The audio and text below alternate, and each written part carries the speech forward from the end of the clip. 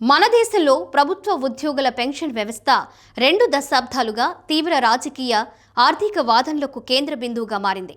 ఒకవైపు ఉద్యోగులు పాత పెన్షన్ పథకం, ఓపీఎస్ పునరుద్ధరణను డిమాండ్ చేస్తుంటే, మరోవైపు ప్రభుత్వాలు దానివల్ల ఏర్పడే దీర్ఘకాలిక ఆర్థిక భారాన్ని భరించలేని స్థితిలో ఉన్నాయి. ఈ నేపథ్యంలో తమిళనాడు సీఎం ఎంకే స్టాలిన్ మరో కొత్త పథకాన్ని అమల్లోకి తెస్తున్నట్లు వెల్లడించారు. అయితే ఇందులో ఉన్న మెరుగైన అంశాల కారణంగా దేశవ్యాప్తంగా దీనిపై చర్చ జరుగుతోంది.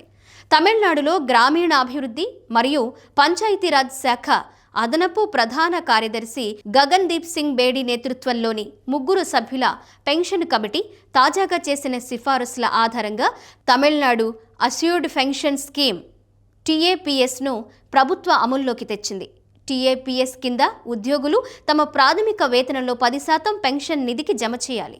అయితే హామీ ఇవ్వబడిన పెన్షన్ను అందించడానికి అవసరమైన అదనపు నిధుల అవసరాన్ని రాష్ట్ర ప్రభుత్వం భరిస్తుంది. పెన్షనర్లకు ప్రభుత్వ ఉద్యోగులతో సమానంగా సంవత్సరానికి 2 సార్లు డీఏ పెంచుతారు. పెన్షనర్ మరణిస్తే పెన్షనర్ పొందుతున్న పెన్షన్లో 60% నామినేటెడ్ చేయబడిన లబ్ధిదారులకి కుటుంబ పెన్షన్గా చెల్లిస్తారు. పదవి విరమణ సమయంలో లేదా సర్వీసులో ఉన్నప్పుడు మరణించిన సందర్భంలో ప్రభుత్వ ఉద్యోగులకు వారి సర్వీసు కాల వ్యవధి అదనంగా 25 లక్షల రూపాయలకు మించకుండా గ్రాట్యుటీ అందిస్తారు. పెన్షన్ అర్హత పొందకముందే రిటైర్మెంట్ తీసుకున్న కనీస పెన్షన్ చెల్లిస్తారు. అలాగే సిపిఎస్ కింద సర్వీసులో చేరి కొత్త పథకం అమలు ముందు రిటైర్డ్ అయిన ప్రత్యేక పెన్షన్ చెల్లిస్తారు.